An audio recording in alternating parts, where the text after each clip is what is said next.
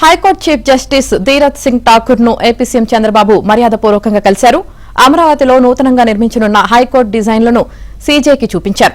High court భవన నిర్మాణానికి సంబంధించిన సలహాలు సూచనలు చేయాలని కోరారు.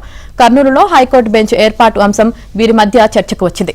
AP real estate regulatory authority chairman నియామకానికి సీజే ప్యానెల్ ఆమోదం తెలపాల్సి ఉన్న నేపథ్యంలో ఆ పదవిలో శివారెడ్డిని నియమించనున్నట్లు సీజేకి చంద్రబాబు తెలిపారు.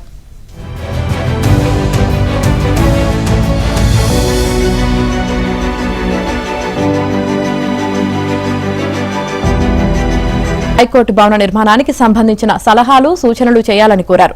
కర్నూలులో హైకోర్టు బెంచ్ ఏర్పాటు అంశం వీరి మధ్య చర్చకు వచ్చింది.